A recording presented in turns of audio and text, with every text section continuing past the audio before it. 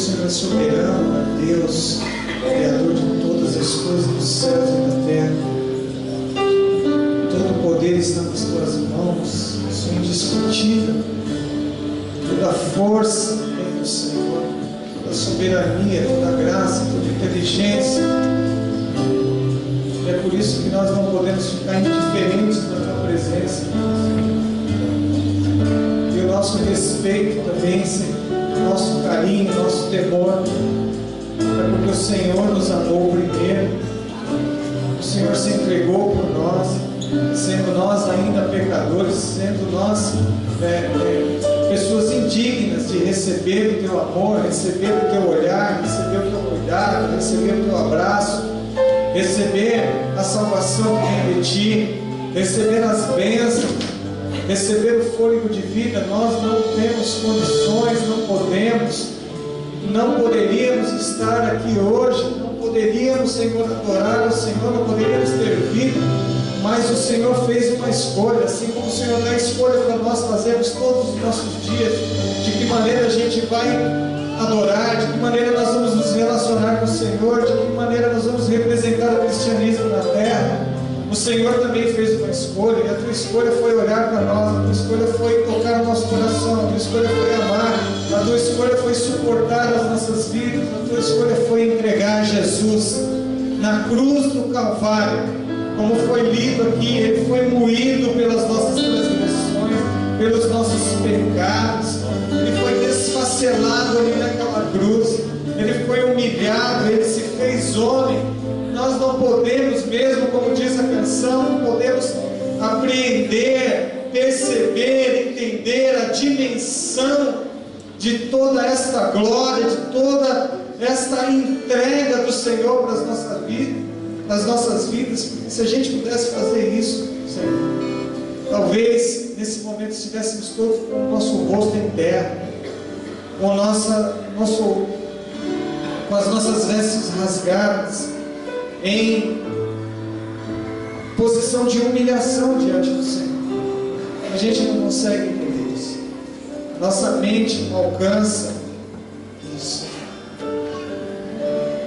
Mas mesmo assim, mesmo não dando aquilo que nós devemos dar, o louvor devido que devemos dar ao Senhor, mesmo assim o Senhor continua fiel, o Senhor continua nos amando, o Senhor continua sendo superior.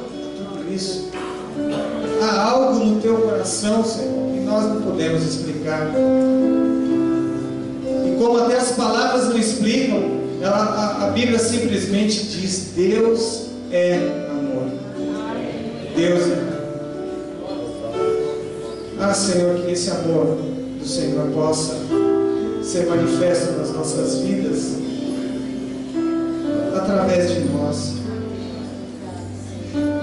Chama o amor de Deus, arda novamente no nosso coração, e a gente, cada um de nós que estamos aqui, Senhor, possamos estar com o coração íntegro, com corações abertos, com uma expectativa de receber algo do Senhor verdadeiro. Que a gente possa despojar as nossas ideias, as nossas idealizações, Senhor. Dar espaço para que o Senhor possa reinar na nossa vida, no nosso coração.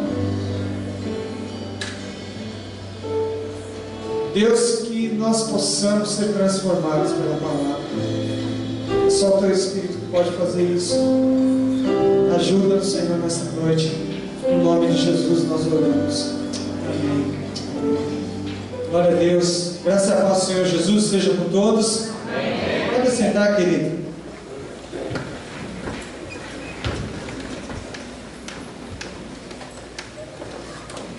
É sempre um privilégio, né, ministrar a palavra do Senhor, é uma grande responsabilidade para nós.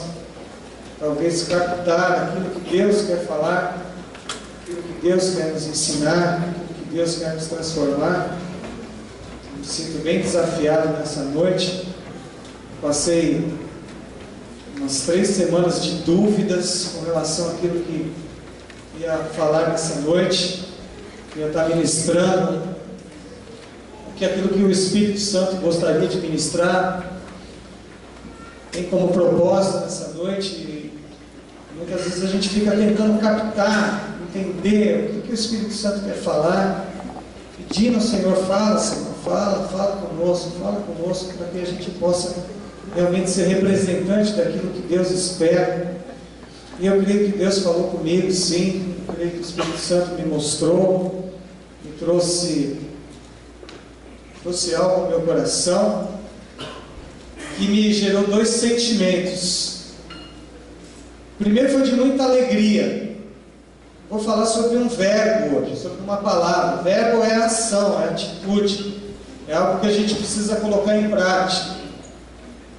Esse verbo diz respeito à essência, a essência de Deus, aquilo que está no coração de Deus, e aquilo que Deus sempre fez, desde a criação, desde antes da criação. Então, quando eu olhei para esse verbo, eu fiquei feliz, porque eu achei que em algum momento eu tenho tentado me esforçar, obrigado, para reproduzir isso, para reproduzir esse verbo. Então eu fiquei feliz, comecei até a ficar soberbo. Poxa, eu faço isso, né? Eu acho que eu faço isso. Comecei a gostar daquilo que eu ia falar. Porque é bom quando você fala de algo com propriedade, algo que você tem alguma experiência, que você tem condição de falar pelo menos alguma coisa disso. Eu achei que eu tinha alguma coisa para falar desse assunto. Mas, ao mesmo tempo que me gerou um sentimento de alegria, contraditoriamente, começou a ser gerado no meu coração um sentimento de constrangimento. Eu comecei a ficar constrangido com essa palavra. Porque quando a gente está preparando algo para ministrar e está meditando na palavra, é inevitável que a tua mente funcione. A tua mente vai funcionando. E você vai resgatando coisas. Você vai resgatando sentimentos. Você vai resgatando momentos da sua vida. Você vai resgatando situações. Você vai resgatando emoções. Isso vem sendo implantado no nosso dia a dia. Você vai resgatando aquilo que você lê, que você estuda. E isso vai criando forma de algo. E a minha mente, ao mesmo tempo que eu estava alegre, eu comecei a me sentir constrangido, porque eu comecei a pensar em pessoas que estariam aqui no culto hoje. E eu vejo algumas dessas pessoas aqui no culto. E eu posso ter certeza que com relação a esse assunto, eu falei com algumas dessas pessoas. E eu já fiz uma pregação aqui, uma vez, né, que eu falei sobre o poder da palavra, né? E eu, com toda a empolgação de um jovem pregador na época, né, com toda a emoção da minha vida, falando sobre o poder da palavra, que a palavra é transformadora, e que a palavra, a gente precisa lançar palavras boas, e que a gente precisa abençoar as pessoas com as nossas palavras, e que da nossa boca tem que sair coisas boas. E eu fiquei feliz da vida com aquela pregação, né? Eu acho que tocou o coração das pessoas. E quando acabou o culto, um irmão, né, me procurou e falou: olha, aquilo que você falou é verdade, é a palavra de Deus e tal, mas você lembra de uma palavra que você falou para mim há anos atrás, né? E foi confrontador aquilo para mim, mas foi curador. Eu achei maravilhoso isso, a sinceridade, né? Algumas pessoas já fizeram comigo algumas vezes isso. Já até irmãos aqui já me corrigiram depois de pregação. Então, eu fiquei pensando nessa cena, né, do poder da palavra que eu preguei um dia, né? Falei: olha, imagina eu pregar isso e depois, mas eu estou disposto, eu estou aberto, eu estou com o meu coração aberto, porque a gente tem que melhorar cada dia, a gente tem que se arrepender, a gente tem que consertar, a gente tem que ser melhor. Essa proposta do Evangelho é essa, né? E eu estou sendo corrigido por essa palavra aqui. Então eu passei da alegria para o constrangimento, para a reflexão, para a análise de que algo precisa mudar na minha vida.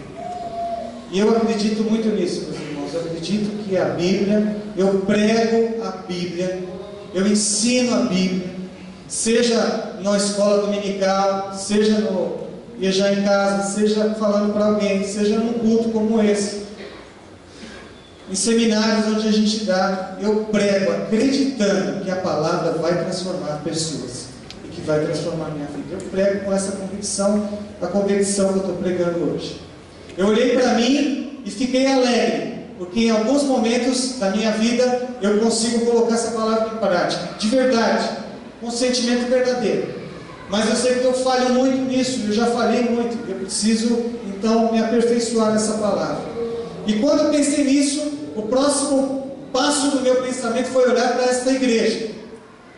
Como eu estava pensando em pessoas dessa igreja, e naquele momento eu estava pensando em pessoas da igreja, eu pensei mais no meu constrangimento do que na minha alegria.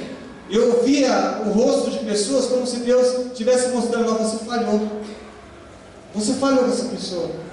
Você falhou com esse momento. Nesse momento da sua história. Eu comecei a pensar nessa igreja e olhar para pessoas que eu estou olhando aqui agora. Eu estou vendo algumas delas, algumas não estão, mas algumas estão aqui no culto hoje. E eu comecei a ter o mesmo sentimento de alegria, porque me veio à memória situações nas quais essa palavra ela aconteceu na vida dessas pessoas. E por que aconteceu? Muitos de vocês estão aqui hoje, estão firmes, estão frutificando, porque aconteceu essa palavra. Mas ao mesmo tempo, logo em seguida, simultaneamente, também me veio um constrangimento, porque também falta algo. Parece que falta algo para nós. Está faltando algo para nós. Lá em Apocalipse, o Senhor Jesus faz uma advertência.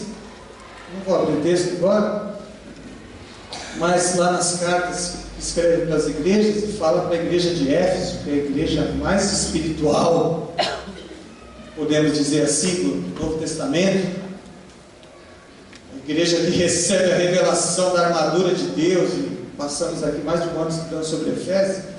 Jesus fala assim: olha, lembra-te onde você caiu e volta ao primeiro amor. Então eu creio que a gente precisa resgatar hoje. Eu preciso resgatar algo. Você precisa resgatar algo.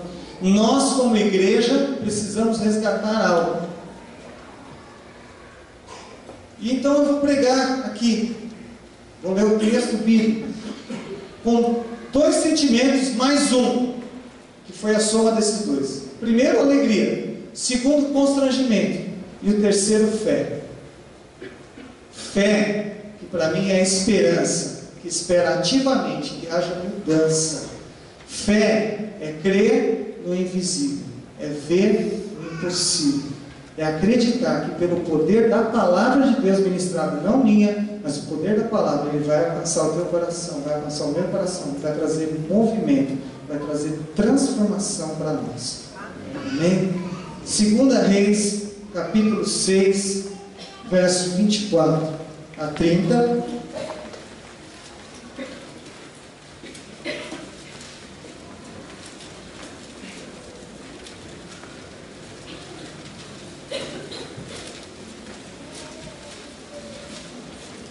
Segunda Reis, capítulo 6, verso 24 a 30, depois do capítulo 7, do verso 3 ao 9. Diz assim a palavra do Senhor: E sucedeu depois disso, Ben-Hadad, rei da Síria, ajuntou todo o seu exército, subiu e cercou Samaria. E houve grande fome em Samaria, porque eis que a cercaram, até que se vendeu uma cabeça de jumento por 80 peças de prata, e a quarta parte de um cabo de esterco de pombo por 5 peças de prata. E sucedeu que, passando o rei pelo muro, uma mulher lhe bradou, dizendo: acorde-me, ó rei, meu senhor. E ele disse, ele lhe disse: se o Senhor te não acode, de onde te acudirei eu? Da eira ou do lagar? Disse-lhe mais o rei: que tens? E disse ela: esta mulher me disse, tinha uma mulher ao lado dela, esta mulher me disse: dá cá o teu filho, para que hoje o comamos, e amanhã comeremos o meu filho. Cozemos, pois, o meu filho, e o comemos. Mas, dizendo-lhe eu, ao outro dia: dá-me cá o teu filho, para que o comamos, escondeu o seu filho. E sucedeu que, ouvindo o rei as palavras desta mulher, rasgou os seus vestidos, e ia passando pelo muro, e o povo viu que trazia cilício por dentro, ou seja, depois uma veste, que não era uma veste de rei, uma veste de humilhação, de indignação, de opróbrio. É isso aqui que significa isso, sobre a sua carne. Capítulo 7, verso 3. E 4 homens leprosos estavam à entrada da porta, os quais disseram uns aos outros: para que estaremos nós aqui até morrermos? Se dissermos: entremos na cidade, há fome na cidade, e morreremos aí. Se ficarmos aqui, também morreremos. Vamos nós, pois, agora, e demos conosco no arraial dos Sírios. Se nos deixarem viver, viveremos. Se nos matarem, então somente morreremos. E levantaram-se ao crepúsculo para irem ao arraial dos Sírios, e chegando à entrada do arraial dos Sírios, eis que não havia ali ninguém, porque o Senhor fizera ouvir no arraial dos Sírios ruído de carros e ruído de cavalos, como o ruído de um grande exército, de maneira que disseram uns aos outros: eis que o rei de Israel alugou contra nós os reis dos heteus e os reis dos egípcios, para virem contra nós. Pelo que se levantaram e fugiram no crepúsculo, e deixaram as suas tendas, e os seus cavalos, e os seus jumentos, e o arraial como estava, e fugiram para salvarem a sua vida. Chegando, pois, estes leprosos à entrada do arraial, entraram numa tenda, e comeram e beberam, e tomaram dali prata e ouro, e vestidos, e foram e os esconderam. Então voltaram e entraram em outra tenda, e dali também tomaram alguma coisa e esconderam. Então disseram uns para os outros: não fazemos bem. Este dia é dia de boas novas, e nos calamos. Até aqui. Este dia é dia de boas novas, e nos calamos. Então deixa eu colocar você nesse cenário aqui, nessa situação. A gente sabe que antigamente havia muitas guerras entre povos, como antigamente não, hoje existe, né? Todo tempo a gente está vendo isso na televisão, as invasões, as mortes, o homem querendo dominar o outro país, enfim. É uma coisa infindável na situação humana, na condição humana. A guerra, a destruição, a morte, a opressão. E o que acontece nesse cenário aqui é que Samaria tinha sido sitiada, estado de sítio ao redor de toda a cidade, impedia os moradores, impedia o exército daquela cidade, impedia qualquer um de sair ou entrar. Não podendo fazer isso, não podemos entrar, não podemos sair. Qual era a estratégia da guerra? Uma das principais estratégias do estado de sítio era minar as forças daquela cidade. Ora, se eu não tenho comida, se eu não tenho água, fatalmente em algum momento eu vou me entregar. Não tem como você ganhar uma guerra sem mantimento, sem comida, sem água. Não dá para enfrentar. Então, a gente viu há anos atrás, né, quem está estudando, quem fez prova no Enem, pode até caiu uma questão dessa na prova, que é a Guerra Fria. É uma guerra econômica, onde fica aí os países um brigando com o outro, segurando as relações, né, de compra, de venda, para minar as forças financeiras daquele país. Isso aqui tem um pouco a ver com isso. Faz o estádio de sítio, ninguém entra, ninguém sai, ninguém consegue comprar alimento, inflação astronômica, uma cabeça de jumento para se comer, que é um animal impuro, que não se comia, era desprezado para a alimentação, mas tanta fome que havia naquele lugar, que a inflação foi lá em cima, uma cabeça de jumento custando 80 peças de prata, uma fortuna para a época. Fortuna, inviável para alguém poder adquirir. A fome tomou tal situação, tal dimensão dentro daquele povo de Samaria, que eles decidiram comer as crianças. Isso não é invenção, isso aqui é fato. Isso aqui não é uma alegoria, isso aqui não é uma parábola, isso aqui é um fato. As crianças passaram a ser alimento para os adultos. Olha que situação de desespero. Você pode imaginar isso? Dá para a gente conceber, mas isso aqui é história. Isso aqui é fato, isso aqui é real.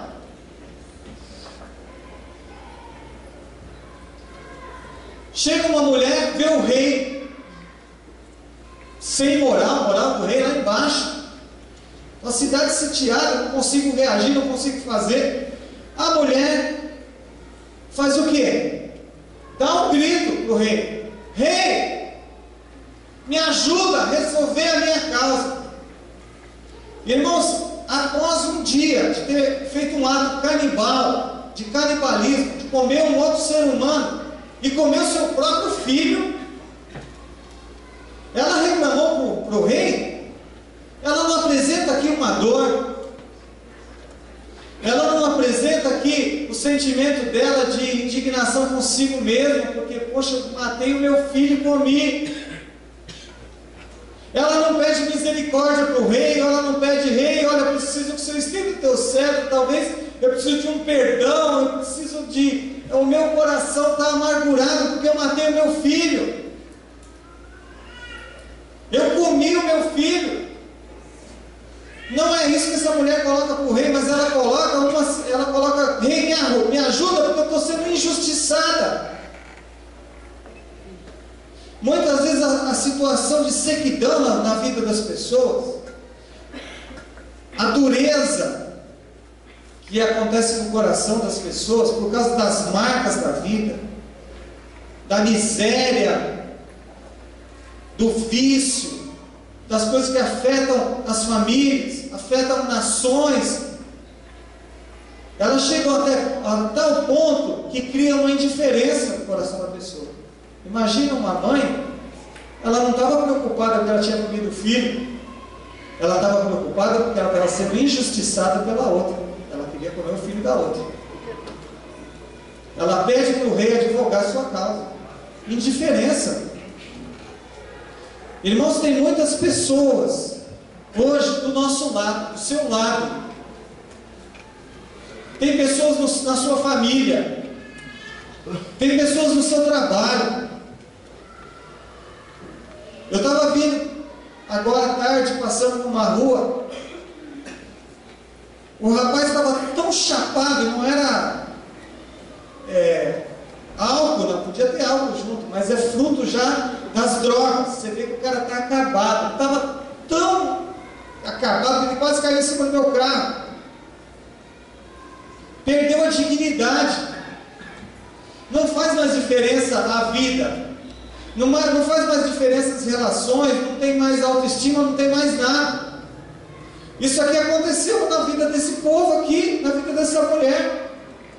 Ela perdeu a dignidade, ela perdeu a mente de mãe. perdeu o coração de mãe, perdeu o carinho, perdeu o afeto. Não é só pelo seu filho, porque a mãe, temos várias mães aqui. Você não teria coragem, numa situação normal, nem de matar o filho do outro. Mas ela chegou num tal estado de indiferença, de dor, de angústia, de miséria, de desespero, que a indiferença tomou conta dela. E ela queria ser somente injustiçada. O rei escuta aquilo, mas não é possível. O que está acontecendo? Ele não tem o que fazer, ele não tem como reagir, ele não tem como resolver a questão do seu povo. A única situação que tem, vamos nos entregar, vamos nos tornar escravos, porque não tem mais jeito. O rei, o que ele faz? Ele rasga os seus vestidos, ele entra em desespero, uma situação de indiferença. Tem gente desesperada também do seu lado. Tem gente diferente? Tem gente desesperada. Parece que quando a gente fala isso, a gente está falando de um outro universo. Parece que quando a gente fala esse tipo de coisa, a gente olha para a igreja e fala, mas está tudo bem aqui? Nós cantamos, nós louvamos, nós comemos churrasco na hora do almoço, uma lasanha, um macarrão. A gente se fala no WhatsApp, a gente manda foto, a gente conversa, a gente dá risada, a gente tem nossa casa para dormir, para morar, temos nossa família, temos lá os nossos percalços, né? Você pode estar devendo um pouco no banco, alguma coisa assim, mas essa vida, isso aí, o pastor está dizendo, não, beleza, é história. Tem gente desesperada do seu lado. Tem gente carente no mundo. Tem gente que tem dinheiro e está morrendo. De depressão, de angústia, de suicídio. Tem gente envolvida no mundo do crime. Tem filhos nesse bairro. Hoje eu estava conversando com a Sônia, né? A respeito da aula lá no Rosa. Cerca de 800, 900 alunos. Tem 18 meninas grávidas de 13 a 15 anos. 18!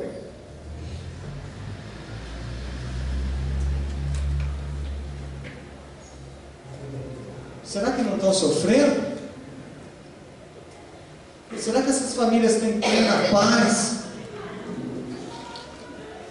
Será que quando você passa daqui, que você pega o seu carro bonito que você lavou, e você vem para o culto aqui, dependendo da distância que você mora da igreja, você já abriu o olho para ver quantos bares abertos tem?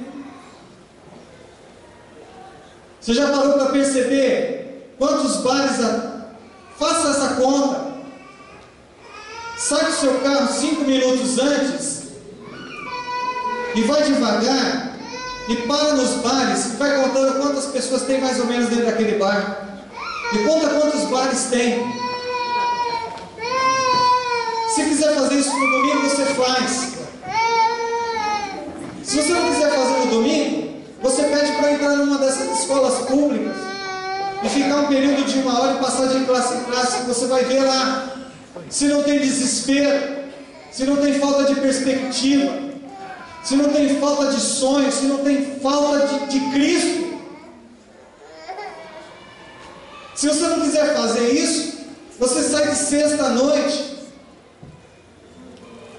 passa com o seu carro, sai na avenida, até Osasco, dá uma volta no centro de Osasco, que você vai ver mais um monte de bar aberto, mas na sexta-feira, você vai ver várias baladas acontecendo. Passa lá no Bittencourt, e você vai ver quantos jovens estão lá.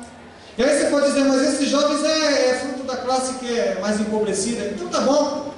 Então vai para as melhores faculdades de São Paulo. Segunda-feira à noite, amanhã, 9 horas da noite. Passa nos bares perto das faculdades e vê quantos jovens estão lá enchendo a cara. Quantos dos nossos médicos que estão sendo formados estão alcoolizados. Faça isso. Se você não quiser fazer isso, tira um dia e vai no hospital. Qualquer hospital, escolha um hospital. Entra no Antônio Gico, não precisa ir longe, vai aqui então no pronto-socorro e dá um plantãozinho de meia hora. E olha para ver se não tem pessoas desesperadas, pessoas sem esperança, pessoas sem apoio, sem ajuda, sem direção, sem perspectiva. A palavra nos diz em certo momento, que me veio à cabeça agora, mas não vou lembrar o texto, que Jesus olha para essas pessoas e são como ovelhas sem pastor. Batendo na cabeça. Tem alguém, se você não quer fazer isso, então você procura do seu nicho de relacionamento familiar, de amizade, de trabalho e tal, com um olhar um pouco mais crítico, um olhar mais... Quando uma festa que você for, no fim do ano agora, é festa para todo mundo, família, churrasco, peru assado, né? Aquela coisa toda.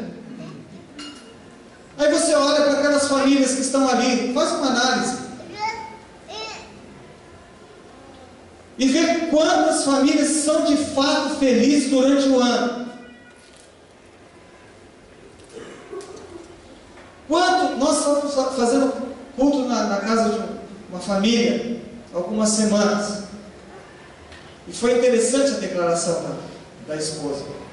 Ela disse assim que quando criança, quando o pai chegava, ela corria para se esconder em casa, debaixo da cama, porque sabia que o pai estava alcoolizado. Irmãos, olha na sua família, olha nos seus amigos, veja quantas situações tem dessas. Não quer fazer isso? Conversa com as pessoas que estão lá no seu serviço. Conversa de almoço, cafezinho ali. Você vai descobrir quantos casamentos estão em pé, estão se arrastando, estão se acabando. Situação de desespero. Então quando a gente olha para isso aqui, a gente fala, isso aqui não existe, isso aqui é coisa da Bíblia, é coisa do passado. A Bíblia já é um livro antigo. Isso aqui está acontecendo hoje. Os filhos estão sendo mortos, estão sendo comidos, estão sendo devorados. Se não estão sendo literalmente, estão sendo por uma coisa que nós ministramos aqui na escola dominical, no Dia das Crianças aqui. Muitos pais não estavam aqui. Mas tem muita gente interessada na mente do seu filho. Satanás, ele trabalha todo o tempo para conquistar a mente das crianças. Então muitas vezes os filhos estão sendo comidos, estão sendo devorados. Mas como a gente está num ambiente protegido, a gente está numa igreja, a gente está... Então parece que isso não faz muito parte do nosso universo. Mas eu quero que você se lembre agora, nesse momento que eu estou falando para você, porque eu me lembrei, quando eu estava nesse sentimento de angústia, de alegria, eu me lembrei de você.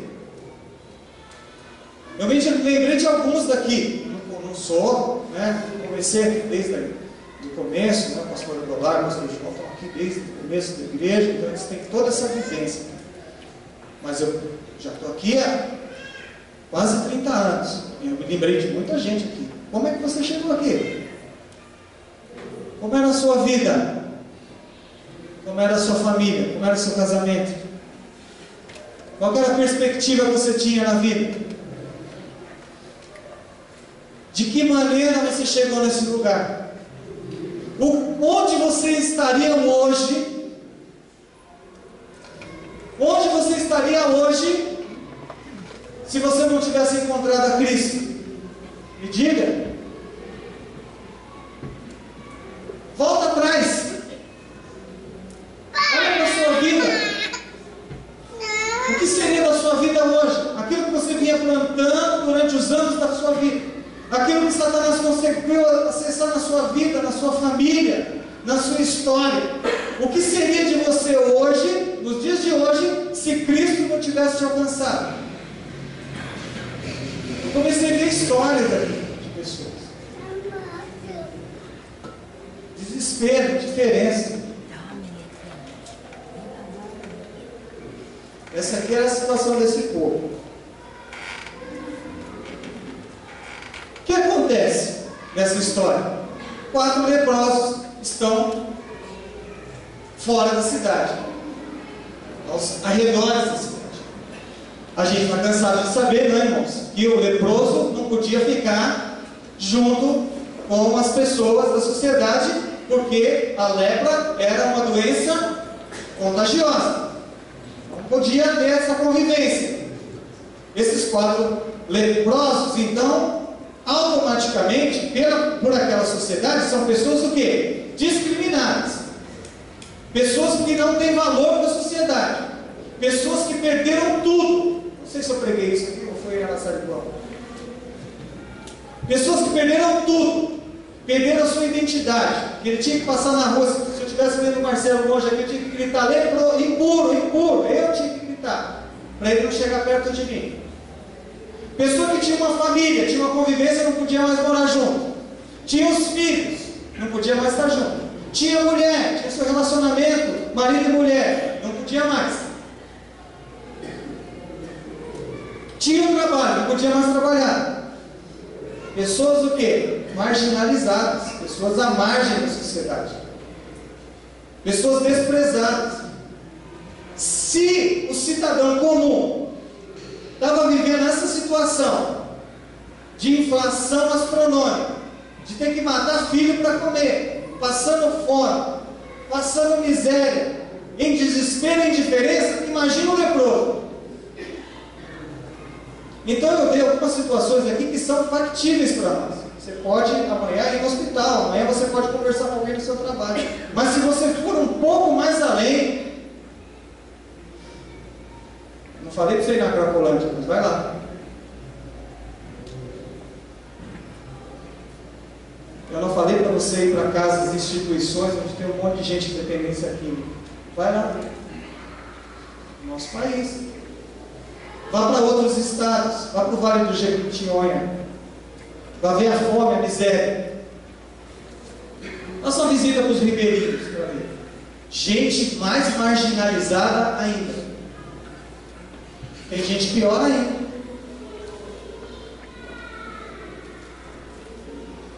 Era a situação desses homens aqui, 4 leprosos, marginalizados. Ora, a pessoa marginalizada, o que ela se sente? Ela quer dar o troco. Ela se sente em situação de revolta. A sociedade espirra ela, não pode ter contato. Automaticamente ela se sente o quê? Nada. A revolta toma conta. Por que comigo? Por que eu estou nessa situação? Por que eu estou nesse estado? Por que eu nasci nessa família? Por que eu não tive uma infância melhor? Por que eu fui violentada pelos meus pais? Por que eu fui vítima do abuso? Por que eu fui vítima dessa situação? Pessoas marginalizadas, pessoas à margem da sociedade. Pessoas que os nossos filhos aqui, que a gente não conhece essa realidade, mas tem muita gente assim. Talvez tenha pessoas aqui assim, que já viveram essa situação, e hoje não pode nem falar disso, mas são pessoas sem esperança. Tanto é que eles falam o quê? Olha, é o seguinte, nós estamos mortos já. Além de leprosos, não tem comida, está tudo lascado, não tem mais mantimento. Na cidade não vão ajudar a gente. O leproso vivia de quê? Donativo, de ajuda dos familiares, de alguma coisa nesse sentido. Não tem mais possibilidade para a gente. Se os caras que são cidadãos comuns não estão comendo, a gente vai comer? Não, vamos morrer. Morrer morto por morto? Vamos lá para o Arraial dos Círios. De repente, os caras recebem a gente como escravo, dá uma comida, dá alguma coisa, a gente está salvo. Se não tiver, os caras vão matar a gente morre mais rápido. Está tudo certo. Melhor. O que eles fizeram? Eles se movimentaram. Eles se levantaram. A Bíblia diz que eles se levantaram. Quando eles vão para o arraial, a história diz o quê? Que Deus, de forma sobrenatural, através do milagre, Deus é capaz do milagre. Deus é poderoso para fazer aquilo que o homem não pode fazer. Deus é aquele que age no sobrenatural. Deus é que está acima dos nossos conhecimentos, dos nossos pensamentos, das nossas possibilidades. Deus é aquele que age. Deus é ação pura o tempo todo, através do Espírito que está sobre a terra. Por isso a terra está de pé. E Deus trabalha. Jesus falou que eu trabalho, meu Pai trabalha. E ainda não se viu um Deus que trabalha por aqueles que nele esperam. Deus trabalha, Deus está em movimento, Deus não está quieto, Deus não está parado, Deus não está dormindo, Deus não está omisso com relação à situação do ser humano. Deus não está dormindo. A palavra de Deus diz que Ele nem não dorme, nem tosqueneja. Ele está acordado. Alguém vai dizer, como disseram nas Torres Gêmeas, em várias catástrofes, onde estava Deus? E não olham para ver a escolha que o ser humano fez. Mas o coração de Deus está presente, sofrendo aquela situação. E se movimentando para que aquilo que é miséria, para aquilo que é opróbrio, para aquilo que é desespero, para aquilo que é indiferença, para aquilo que é falta de esperança, para aquilo que é falta de perspectiva, seja para o mais rico ou para o mais miserável dos pecadores, o mais miserável, o mais podre, o mais viciado, o mais desgraçado, o mais doente, Deus coloca o coração dessa pessoa e envia possibilidades. E Ele, porque a fé vem de Deus. Parece que a gente fala assim, fé é para nós. Deus tem fé, e Deus teve fé até em você. Você vê como que Deus tem fé? Ele fé em mim. E Deus trabalha para que essa pessoa, para que a salvação, Jesus morreu por cada um desses miseráveis, desses pecadores, dos quais nós também estamos inclusos. E que seu futuro talvez nem fosse terrível se você não estivesse aqui hoje, porque você foi transformado por esta palavra.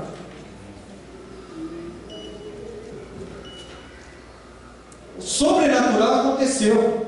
O exército achou que esse rei tinha feito o quê? Tinha contratado outros exércitos, que eles ouviram um barulho, ouviram uma voz, ouviram um movimento e eles saíram correndo. Deus faz o sobrenatural. Onde você não pode agir, onde você não pode fazer, Deus faz o sobrenatural. A sentença era de morte, o pastor João falou aqui. Sentença do seu Carlos era de morte. A gente, até como pastor, olha e fala, não, eu falei também a mesma coisa, pastor. Falei para eles em casa, vamos preparar, o tempo vai. 76 anos, 2 paradas cardíacas, um AVC constatado, já era. Está na glória a Deus, Deus vai receber ele, é um homem de Deus. Deus faz do jeito que Ele quer, Deus tem o sobrenatural, Deus tem todo o poder, Deus confunde o médico, Deus confunde todo mundo, porque Ele é Deus. E parece que a gente esqueceu disso. Esses leprosos saíram e o sobrenatural aconteceu. E quando aconteceu o sobrenatural, aquele exército foi embora. Acabou o sítio. Acabou o estado de sítio. Só que o povo não sabia, estava lá preso. A prisão era assim.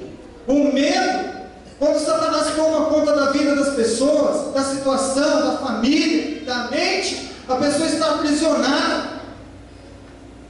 Ela não consegue se mover, não consegue enxergar, não consegue ver o movimento, não consegue ter revelação. Precisa de alguém para levar essa revelação para ela. E aí a palavra de Deus também diz outra coisa maravilhosa, que Ele escolheu as coisas simples, loucas, desprezíveis desse mundo para confundir as sábias. E a gente fica achando que como pastor a gente vai resolver, que a gente vai falar, que a gente vai liberar, que a gente vai dar, e às vezes Deus usa um irmão mais simplesinho ali para fazer uma oração, para dar uma palavra, e aquilo acontece, porque Deus faz do jeito que Ele quer. Ele é Deus, nós não somos Deus. Ele é poderoso. Ele usa uma faxineira para falar com o empresário que é dono da casa, para meter o dedo na cara e falar assim, olha, Deus tem uma palavra para a sua vida. Não interessa se eu estou aqui como serviçal ou não, mas em nome de Jesus eu vou falar. E o cara tem que se dobrar, porque Deus é Deus. 4 leprosos. Eles entraram naquele arraial e viram que tinha mais ninguém, estava cheio de comida, estava cheio de mantimento, estava cheio de ouro, estava cheio de possibilidades de água, se esbaldaram, aproveitaram, ficaram alegres, não é verdade? Ficaram felizes, tudo isso aqui para nós, comida de um exército todo para 4 caras, não tinha sogra para dividir, não tinha cunhado, né? Não tinha irmão da igreja que come muito, não tinha nada disso, era para eles. É nosso, é tudo nosso. Assim foi o dia que você aceitou Jesus também. Você estava na miséria, você estava no opróbrio, você chegou aqui, sabe por quê? Não tinha mais saída. Vai para um lugar, vai para o outro, não tem saída, não tem perspectiva. Alguém te chamou, alguém te convidou, alguém falou: Jesus é bom. Falou: eu já tentei de tudo, eu vou lá. Se morrer, morrer. Se separar, separou. Se falir, faliu. Se curar, curou. Quem sabe acontece alguma coisa? Quem sabe acontece alguma coisa? O Deus do milagre está lá. O Deus do milagre, Ele está trabalhando. O Deus do sobrenatural, Ele trabalha. Ele trabalha. Ele trabalha. Ele trabalha para nós. Ele olha para nós. Ah, se tem uma mensagem que eu quero falar para você, hoje é essa. Eu estou pregando totalmente diferente do que eu tinha planejado. Mas o Deus do sobrenatural, Ele olha. Olha só, tem uma multidão, né? Tem uma multidão de pessoas. Tem uma multidão precisando de cura. Tem uma multidão querendo ouvir. Mas Jesus olha para uma pessoa. Jesus olha para uma pessoa no meio da multidão. Jesus, Ele olha para nós. Jesus, Ele coloca o coração. Jesus, Ele é íntegro com o sofrimento humano. Jesus não trata tudo bem como a gente trata. Vamos ajudar. Vamos aí, vamos dar uma força. Você não olha nem na cara da pessoa. Você dá os 5 minutinhos lá, você vai e compra uma cesta básica e manda entregar. Você não abre a porta da sua casa. Jesus não faz assim. Jesus não tem acepção de pessoas. Jesus manda um centurião esperar, porque uma mulher impura toca nele e ele tem que curar aquela mulher. E ele tem que olhar para aquela mulher, ele tem que conversar com aquela mulher. Jesus passa por Samaria, deixa toda uma multidão, deixa a agenda dele, deixa os assessores, deixa todas as possibilidades para conversar com uma mulher. Jesus olha para o coração das pessoas. Jesus, volte ao dia da sua conversão. Volte ao dia da conversão para perceber que a palavra que você ouviu, você sai aqui, parece que a palavra era toda para mim, porque Deus estava falando com você sim, porque Deus olha para você sim, porque Deus olhou para nós sim. Ele tem essa capacidade, a gente não tem, mas Ele tem. Ele está vendo o seu sofrimento, a sua dor e a sua oração, porque Ele olha para nós. Eles ficaram surpreendidos, ficaram naquele banquete, comeram muito, como a gente quando aceita Jesus, fica naquela felicidade, naquela alegria. Isso é muito bom, isso é muito maravilhoso. Eu estava morto, eu estava viciado, eu estava destruído, eu estava sem perspectivas. Algo novo aconteceu, eu não sei nem explicar, sou currado, não sei nem explicar, mas é Jesus, é Jesus, é Jesus que está dentro de mim, é Jesus que mora em mim, eu não sei explicar isso. Eu não sei se depois que o Espírito Santo veio morar em mim, eu não sei, o pastor lá falou, eu não sei, você não sabe, mas você sabe, é que um novo tempo se abriu, uma luz no fundo do túnel aconteceu, uma porta se abriu, o caixão abriu, você está ressuscitando naquele momento. Aconteceu isso com eles estavam mortos. O que houve? O que há no momento da conversão? Há uma convergência. Nós convergimos para Deus, e Deus convergindo para nós. E aí acontece o encontro. Encontro de quê? De duas pessoas. O encontro que é plural. O encontro que faz com que você nunca mais seja uma pessoa só. O encontro que nos faz um com Deus, um com o Espírito Santo. Você já não é um ser sozinho. Você tem o Espírito Santo dentro de você. Eles curtiram, eles amaram aquele momento, eles comeram para chuchu, ficaram felizes da vida. Diz a palavra que tomaram engove, não, a palavra não diz isso, mas entraram em outra tenda, também pegaram mais coisas lá. Estavam um dia sem comer, comeram salada, coxinha, picanha, fizeram tudo que podia fazer. Só que aí veio uma coisa na cabeça deles. Está no verso 9. Então disseram uns para os outros: não fazemos bem.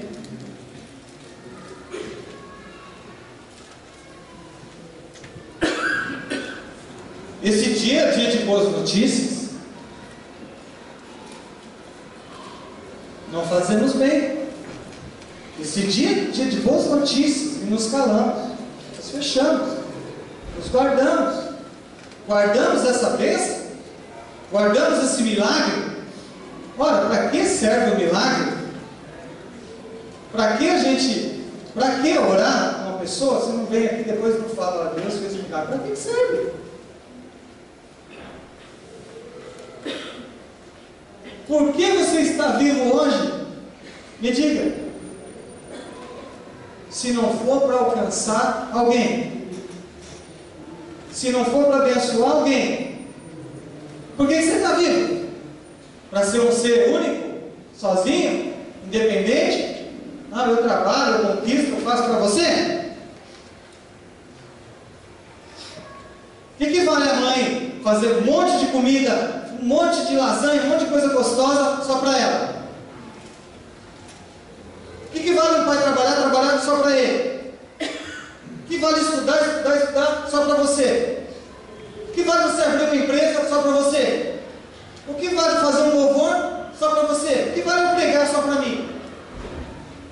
Tem um encontro aqui, meus irmãos. Tem um encontro, convergência, Cristo com aquelas pessoas. E eles sentiram isso. E eles viram que era bom isso. A provisão é bom, o milagre é bom, a presença de Deus é bom. Nós encontramos uma nova possibilidade, nós encontramos vida onde havia morte.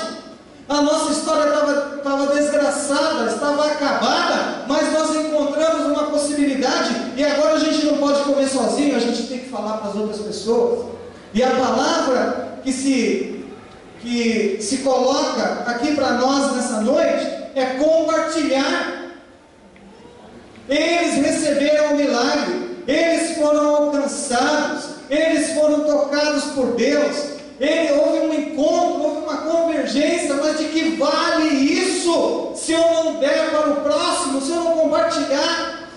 Ali as cadeias foram quebradas da mente deles, porque eles eram discriminados. Então podia dizer assim: não, a gente não tem direito agora para ficar só para nós. Vamos avisar, quem avisar que nada, deixa eles que se explodam. Mas o Evangelho de Cristo, quando toca o coração de um cristão, ele não é assim, porque o amor de Deus entra na tua vida e aquilo que você recebeu, você quer dar para outras pessoas, você quer compartilhar com outras pessoas. O verbo é o verbo compartilhar.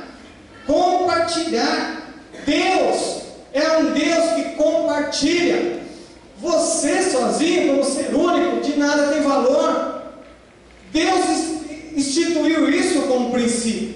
Quando está escrito em Gênesis: façamos o homem a nossa imagem e semelhança, Deus está falando em três. Deus está falando de um compartilhamento. A Bíblia diz que ele falou assim: olha, tudo é bom, tudo é muito bom. E naquele momento, o que eles compartilharam? O Pai, o Filho e o Espírito. Fizemos uma obra excelente. Compartilharam a alegria da criação, a alegria de um artista que completa uma grande obra, que trabalha, que se esmera, que cria algo, o poder criativo de Deus. Mas não valeria nada se aquilo não fosse apreciado, se aquilo não fosse vivido. Para que Deus faz toda a criação? Já pensou nisso? A criação louva a Deus, mas Deus colocou o homem nessa criação para apreciar. O que é isso? compartilhar. Compartilhar. O Pai, o Filho e o Espírito compartilharam a realização da criação. Mas compartilharam também a decepção do pecado. Compartilharam, estavam juntos. Os três se comprometeram. O filho falou: não, eu vou morrer. O filho foi ferido pelas nossas transgressões. Os três compartilharam da alegria, mas compartilharam da decepção. Posteriormente compartilharam do quê? Da solução do problema. Quando Jesus é batizado, veio o Espírito. Os três estão ali compartilhando do plano da redenção. Compartilhar.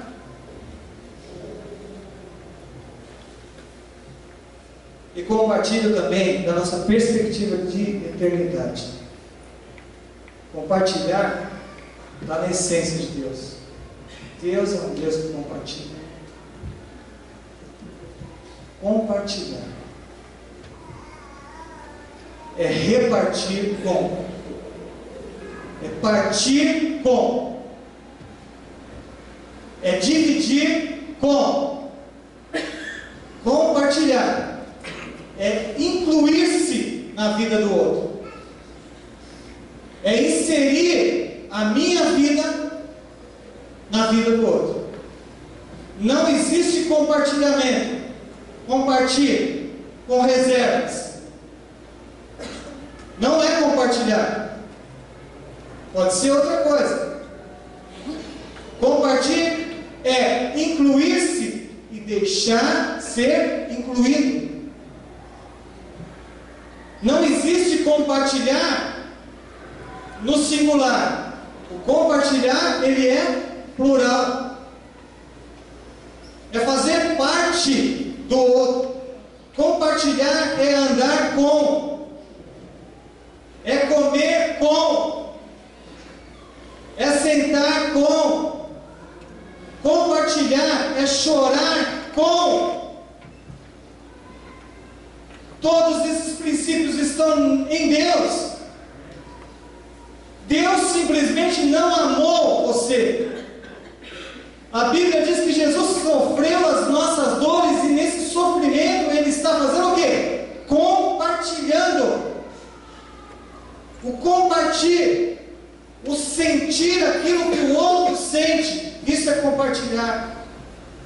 O compartilhar é entregar o seu coração ao outro. E é receber o coração do outro em troca. O compartilhar é chorar com o outro, é sofrer com o outro, é se alegrar com o outro, é dar de si mesmo e receber do outro. Isso é compartilhar. Foi assim que Deus nos ensinou. A ideia de compartilhar é um movimento de deixar de ser eu. Quando aqueles 4 leprosos, tendo tudo aquilo na mão deles, decidiram deixar de ser eu para ser nós. Para ser nós.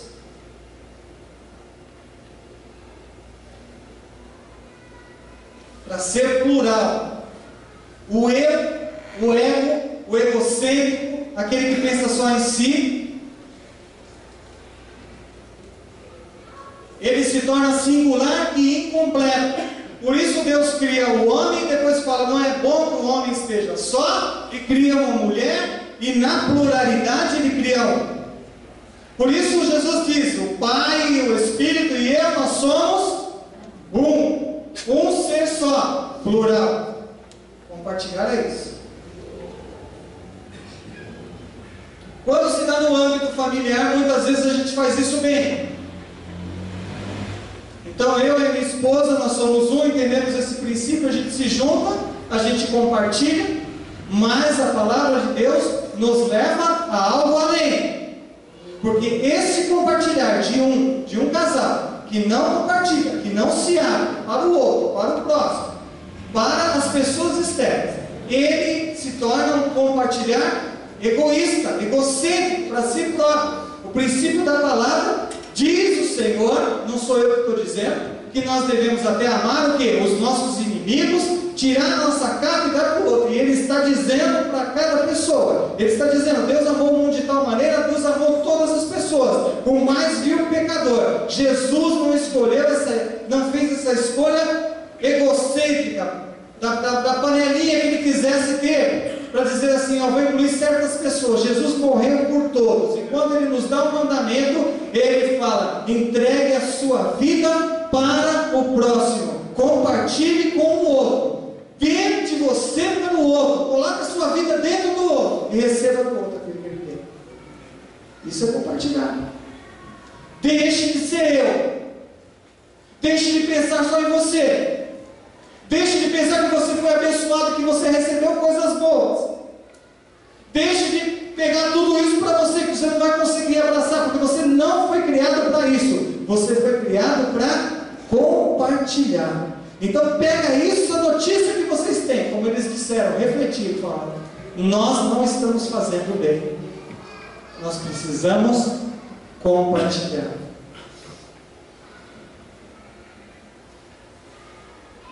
O que é que dá sentido à sua existência? Se imagine nesta igreja agora, neste momento, você sozinho. Que sentido teria isso?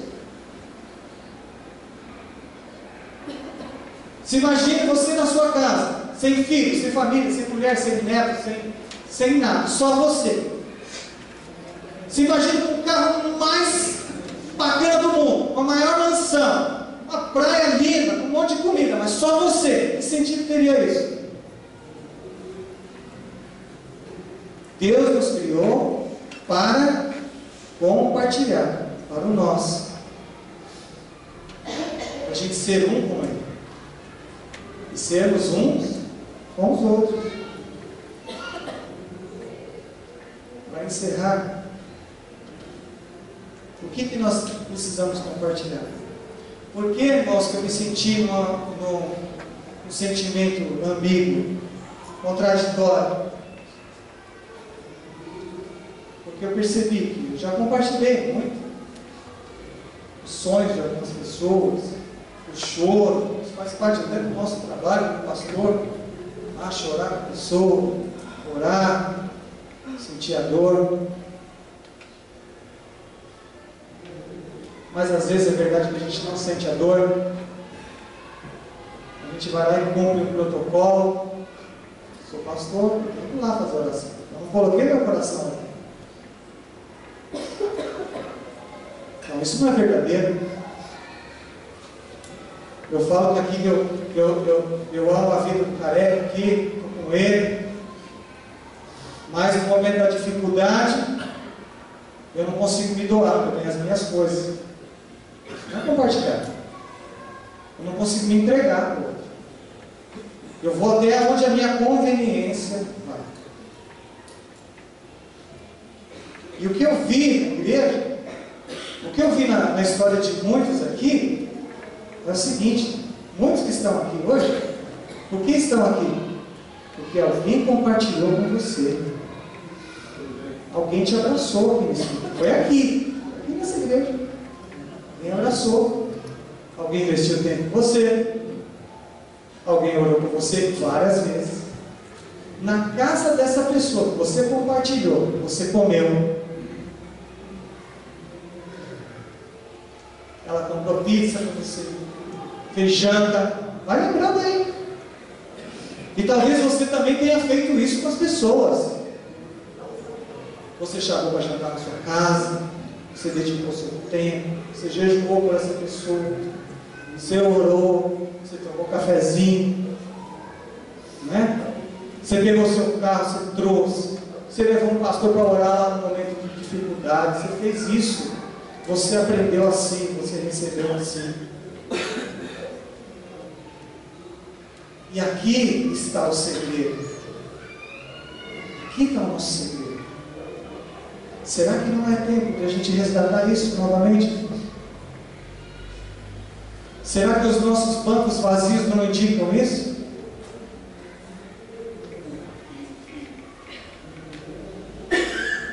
Será que às vezes talvez em algumas casas a baixa frequência de já em casa não indica isso. Traga a sua memória, você trouxe a sua memória pessoas que compartilharam com você, que cuidaram de você, você pode lembrar de alguém? Você poderia levantar hoje do seu lugar e abraçar essa pessoa e agradecer. Você compartilhou comigo, você chorou comigo, você se alegrou comigo quando eu comprei minha casa, você me ajudou quando eu estava desempregado, você me abraçou no momento, não é no momento público, no momento lá que ninguém está vendo, ninguém sabe.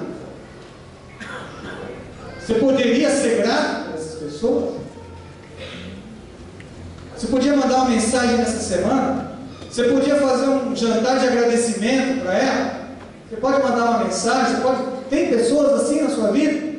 Tem pessoas que fizeram isso? Tem pessoas que oraram por você? Que trabalharam, que compartilharam com você? Tem pessoas que você fez isso? Tem pessoas que você fez isso? E eu pergunto, no presente, hoje, no dia de hoje, você está fazendo isso com Deus? Onde está seu investimento? Em quem você está investindo hoje? Ah, família, quais são as pessoas? Ah, pastor, eu contribuo na igreja. Ah, pastor, eu chamo. Ah, eu fui distribuir flyer lá, tá, para trazer pessoas. Ah, eu vou viajar em casa. Não estou falando disso não. Desculpa, mas o evangelho que eu estou pregando aqui, ele é mais difícil do que isso. Posso pregar hoje, porque tem visitante. Posso pregar tranquilo. Em quem você tem investido, irmão? Com quem você tem compartilhado? Com quem você tem dividido as grandes bênçãos que Deus tem dado para você? Eu olho para este lugar, eu vejo pessoas abençoadas. Eu vejo que Deus abençoa cada um de nós. A gente pode, né? A gente vive isso, a gente conversa com as pessoas da igreja, a gente sabe das histórias, a gente sabe das conquistas, a gente sabe das lutas, a gente sabe. Nós somos uma igreja abençoada. Nós convergimos, nós nos encontramos com Deus do milagre. Nós temos mantimento, pode estar tudo caindo lá fora, aqui tem provisão, aqui tem palavra, aqui tem coisa de Deus, aqui tem unção de Deus, aqui tem poder de Deus, sim, aqui tem mantimento, aqui tem provisão. Deus está aqui. Mas se a gente ficar como esses 4 leprosos ali, nos primeiros momentos, guardando a comida para nós, para que eles levaram aquela comida, meus irmãos? Ah, vamos aqui, ó, vamos lá chamar os nossos parentes lá, a turma que a gente conhece. Não, a Bíblia diz que eles gritaram no muro para os sentinelas: olha, tem comida. Então colocar o compartilhar, como eu falei, marido e mulher, beleza. Eu e meus filhos, eu e os meus amigos mais próximos, maravilha, o que a gente quer na vida? Só falta a casa na praia, né? O amigo que tem a casa na praia, tal, né? Churrasqueira, maravilha, isso a gente faz fácil. Irmãos, o Evangelho está nos chamando a dar um passo a mais, a amar aquele que a gente não conhece, a entregar a nossa vida, a dedicar, a lutar, a trabalhar, a compartilhar, a entregar de nós mesmos. Você está sendo desafiado pelo Senhor nessa noite? Tem alguém que vem à sua mente que você quer compartilhar, você quer dedicar? Você quer dedicar a sua vida? Você quer dedicar esse tempo? Se você quer fazer essa oração, se coloque em pé, a gente vai orar. Você quer jejuar para essa pessoa?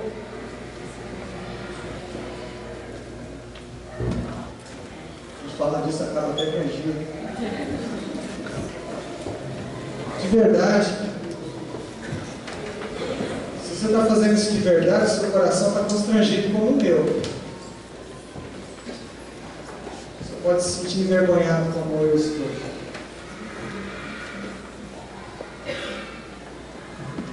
Eu não quero ouvir uma ligação de alguém e falar assim: ah, irmão, vamos orar.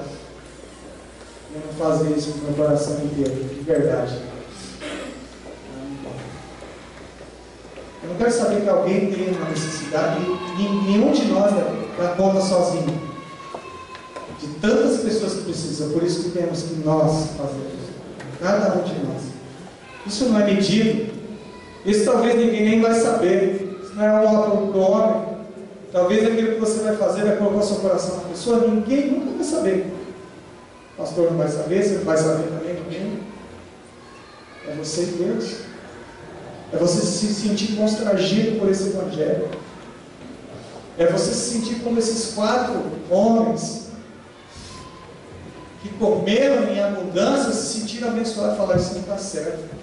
Nem eu ser abençoado só para mim não está certo. Eu preciso tocar no coração de alguém. Eu preciso olhar para alguém. Eu preciso deixar de olhar a multidão.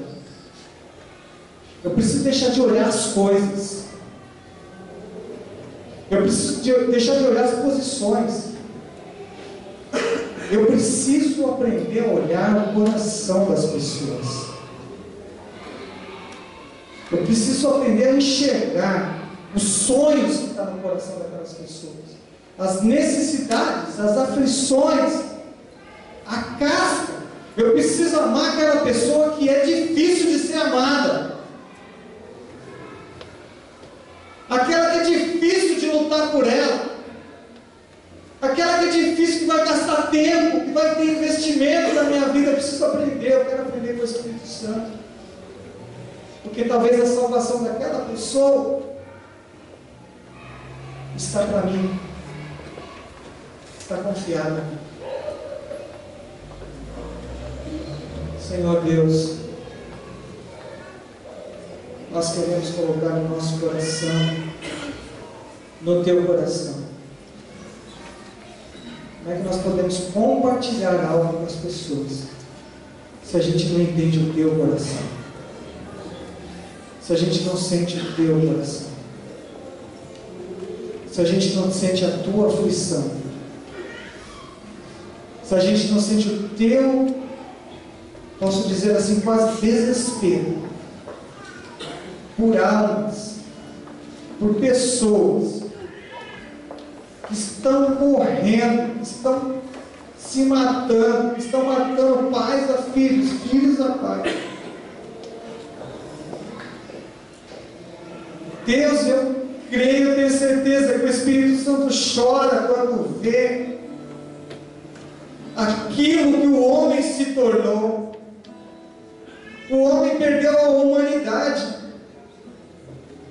perdeu o senso. A gente fala tanto de compartilhar, as pessoas compartilham nas redes sociais, põe uma foto lá, como se isso fosse compartilhar algo. Deus, que futilidade que nós vivemos, que banalidade, que mediocridade. Oh Senhor, nós queremos sentir o pulsar do Teu coração,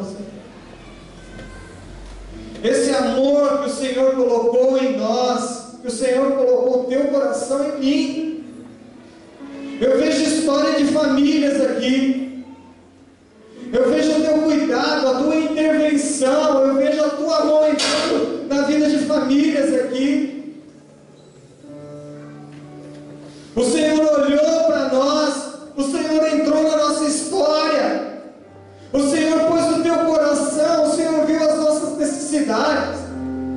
Nós tivemos uma convergência, porque o Deus do milagre estava ali para prover, para suprir, para mudar a minha sorte, a sorte de muitas famílias aqui. Deus, leva-nos nesse primeiro amor, leva-nos nesse encontro, nesse momento do banquete. Deus, quantas vezes nós fizemos isso integramente, com o coração inteiro? Quantos de nós abrimos a nossa casa, a nossa porta, a nossa despensa, a nossa conta bancária, o nosso jejum, a nossa oração para abençoar alguém, para lutar por alguém? Deus, nós queremos resgatar isso por esta igreja, uma igreja que ama, que compartilha a sua fé, que compartilha a sua provisão, que compartilha o seu amor, que compartilha a graça que é liberada sobre este lugar, que compartilha os milagres, que compartilha a direção. Nós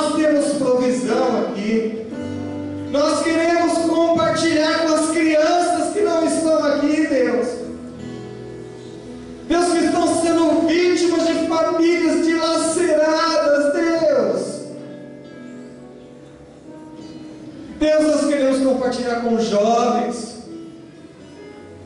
Nós queremos que os nossos jovens possam trazer outros jovens para conhecer, não o estado de sítio, estado de miséria, mas o estado de abundância. Nós queremos compartilhar com casais que estão em sofrimento. Deus, precisamos entender o teu coração. Senhor, Deus, precisamos entender a dor do aflito. Precisamos deixar de ser o eu, de olhar para as nossas coisas, para os nossos negócios, para a nossa vida, para os nossos problemas, e dar um passo em direção. O passo é nosso. Deus, para nós que estamos aqui, se há sinceridade no nosso coração, mostra-nos, Senhor, mostra-nos as pessoas.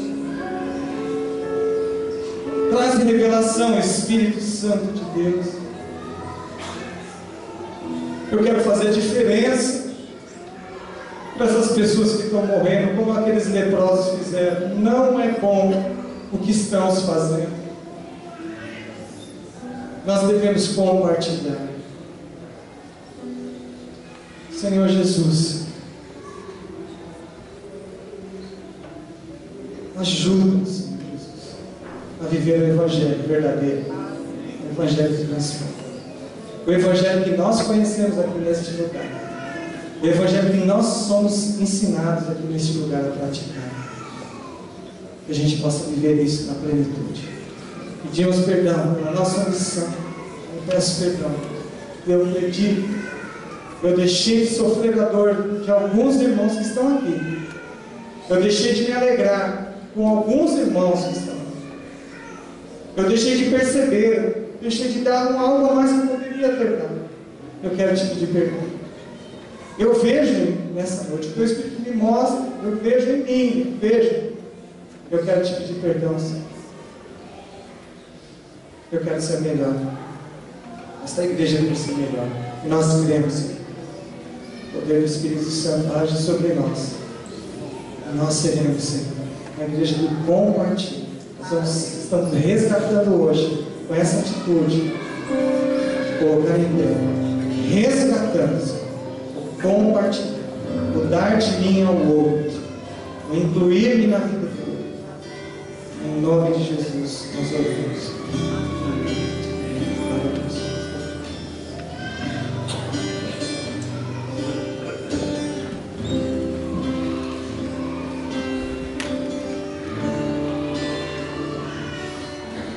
Amém, irmãos?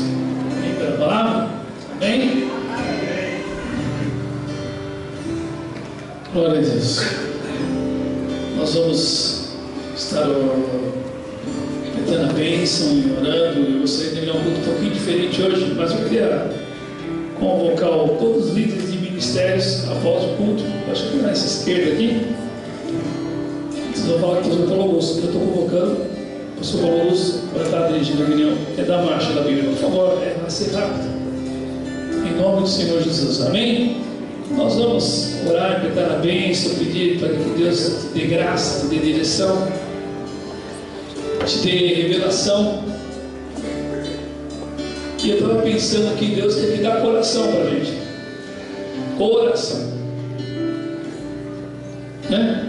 Amém? Que Deus tem que dar coração para a gente. Amém? Não um coração que bate o sangue, mas um coração que abraça o perdido, coração que chora, um coração que tem dor. O coração que pulsa não tem dor, né? Mas o coração de sentimento dói, não é isso? Eu estava vendo essa semana, e outros, acho que vários viram, voltando à questão do parto natural, né? Para que se tivesse o parto natural de novo e se dando essa importância toda ao parto natural. Eu estava pensando, o que o parto natural gera na cabeça de uma mulher?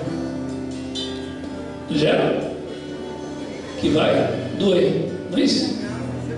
Vai doer. Eu não quero dor. eu quero só um filho. Não é isso? Eu penso, estou errado? Eu não quero dor, eu quero filho. Eu não quero dor, né? Eu quero filho. Mas como que Jesus gerou as nossas vidas? Foi sem dor? Estou incentivando vocês de parte de vocês, é natural não. Como Jesus gerou a minha vida? Teve dor? Doeu? Doeu? Doeu? Eu vou repetir uma frase que eu falei aqui há algum tempo atrás. Uma professora disse numa reunião de professoras na escola, né? De pais, para os pais. E o pai bravo lá, a professora devia fazer aquilo com o filho dele, meu filho, não sei o que lá, você não pode fazer, só pago para você. E ela sabiamente falou assim: olha, diretora, se for para fazer assim, eu estou indo embora dessa escola. Mas vou te responder uma coisa, seu pai, crescer dói. A mulher falou tudo certo.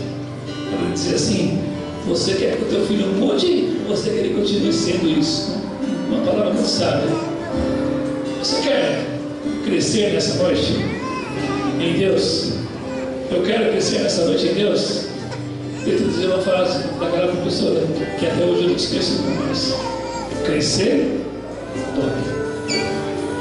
Tem muita gente adolescente com 40 anos, com 50 anos, com 60 anos, porque crescer dói. Queridos, Deus quer nos fazer uma igreja que cresça, mas para crescer é para o teu mão de Deus. Dói. Para crescer dói. Para crescer em Deus dói. Para crescer em Deus dói. E como Deus quer que nós sejamos uma igreja que aprenda a crescer no seu amor, na sua graça e na sua misericórdia. Nós vamos pedir a bênção. Gostaria que o Senhor cantasse um cântico de comunhão. De comunhão. E você vai poder compartilhar com o teu irmão e exercitar. E que você fique com essa mensagem dessa noite. E o pastor mencionou sobre compartilhar. Eu gostaria de acrescentar essa frase, pastor, com toda a liberdade. Mas crescer dói. Amém?